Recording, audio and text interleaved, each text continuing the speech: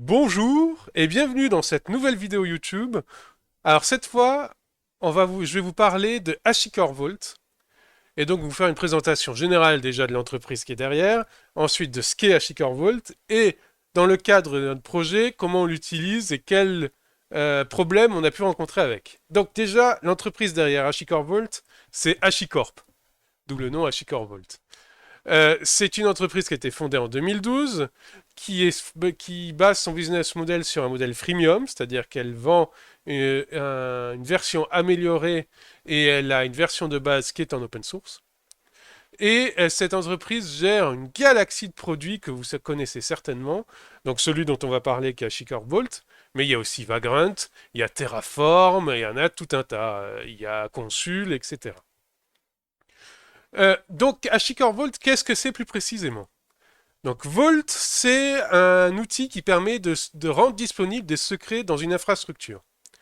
Et ça rend automatisable la création, donc la génération de ces secrets, leur diffusion dans l'infrastructure à la demande via une API, donc une API REST, ou même par un client Vault qu'on peut utiliser comme un agent Vault. C'est modulaire, et donc ça s'adapte aux besoins de l'infrastructure. Donc on peut avoir par exemple un module qui gère une autorité de certification TLS pour gérer les certificats TLS internes, un autre module qui plus classiquement génère des mots de passe et distribue les mots de passe, etc.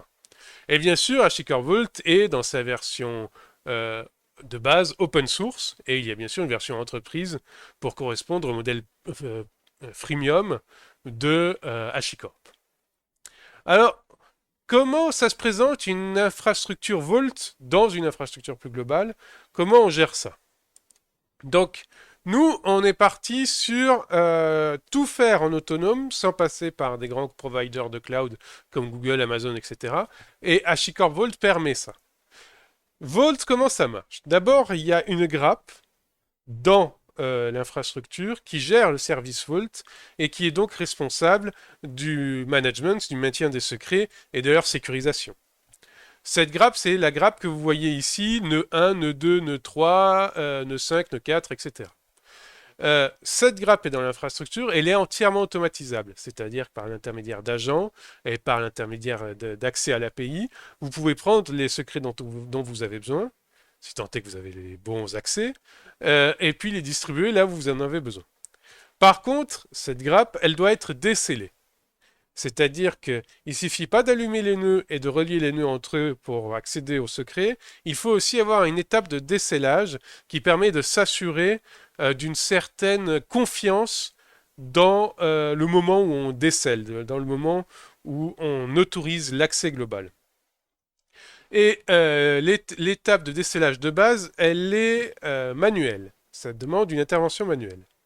Alors, HashiCorp, sachant que dans une infrastructure entièrement automatisée, quand on fait la moindre mise à jour avec un pipeline de test, etc., et que donc ça aussi s'automatiser, devoir manuellement ouvrir la grappe à chaque fois, c'est extrêmement compliqué. Et donc c'est pour ça qu'ils ont mis au point un outil qu'ils appellent l'auto-décellage, auto-unseal, qui fait en fait, qui délègue le décellage à une autorité de confiance tierce. Alors, il y a tous les grands providers dedans, on a Amazon, Google, Azure, etc. Mais il y a aussi un autre cluster Vault, une autre grappe Vault. Et donc c'est la partie gauche du diagramme que vous voyez. On a appelé ça Transit et on a mis deux nœuds. Transit parce que c'est le nom officiel qu'utilise Vault pour parler de la grappe externe de confiance Vault qui permet de déceler la grappe interne. Et donc, avoir cette grappe en dehors de l'infrastructure, la grappe transit, ça permet donc, on est obligé de la mettre à jour manuellement, mais ça permet d'avoir celle à l'intérieur de l'infrastructure qui soit entièrement automatisable, même pour ces mises à jour. Et cette grappe de transit, elle, du coup, vu qu'on la gère manuellement, on peut l'ouvrir, parce qu'aussi il faut la déceler de la même manière que la grappe interne, on peut l'ouvrir avec un partage secret de Shamir. Donc le partage secret de Shamir, c'est un secret fractionné en plusieurs bouts et qui permet une certaine perte des bouts. Et donc tout ça, c'est des opérations manuelles. À gauche de la ligne rouge, donc tout ce qui est marqué dehors, c'est manuel. Et à droite, tout ce qui est marqué dedans, c'est entièrement automatisé. Donc voilà, c'est à ça que sert une Grab Vault. Alors une Grab Vault, il faut savoir, ça fonctionne en monomaster. C'est-à-dire que même si on fait une grappe, même si on a un cluster Vault, en fait, il n'y aura qu'un nœud Vault qui communiquera avec l'infrastructure à un instant donné. Les autres nœuds étant là pour faire stand-by si jamais le nœud qui communique avec l'infrastructure a un problème. Les autres nœuds prennent la relève.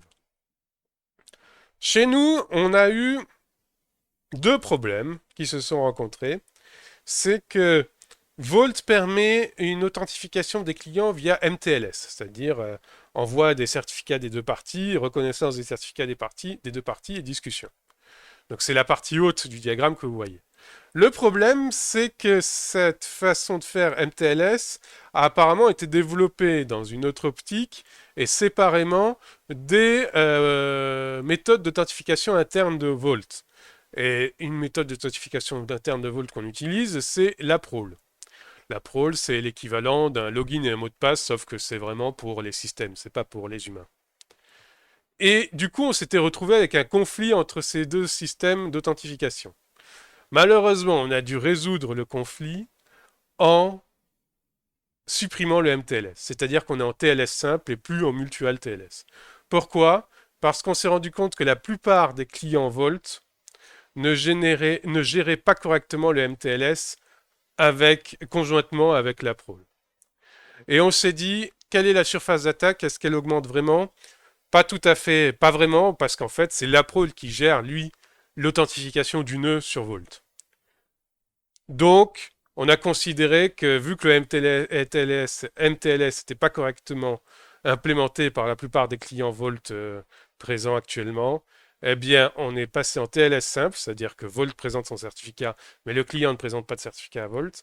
Par contre, le client, lui, doit présenter correctement le role ID et le secret ID, c'est-à-dire l'équivalent du login et du mot de passe selon la pro. Et ensuite, donc, dans le même process, on a voulu mettre en place une PKI interne, c'est-à-dire utiliser notre Vault pour faire une autorité de certification intermédiaire interne.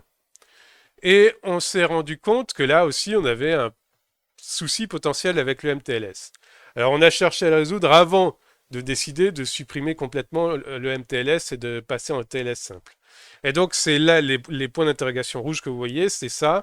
C'est en gros comment faire comprendre à Volt que le certificat intermédiaire qu'il a généré lui-même et qui a été signé par notre clé racine externe, donc qui est tenue à l'extérieur, la clé racine de tout, qui elle doit être tenue à l'extérieur et pas dans l'infrastructure, pour réduire la surface d'attaque.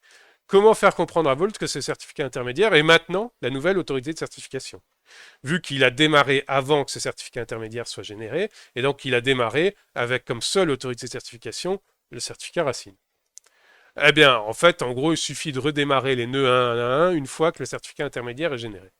Mais ça a perdu du sens si on considère maintenant que on laisse tomber le MTLS et qu'on passe en MTLS simple, vu que les clients qui se connectent à Volt, qui eux sont signés avec le certificat intermédiaire, n'ont pas à montrer leur certificat et à laisser Volt vérifier la validité de ce certificat. Donc voilà pour Volt. J'espère que ça vous a plu. C'est donc la troisième vidéo de la collection Cloud Coding, ou Cloud avec une perruque, et il y en aura d'autres après. Au revoir YouTube. Au revoir, éventuelle autre plateforme où je vais mettre cette vidéo.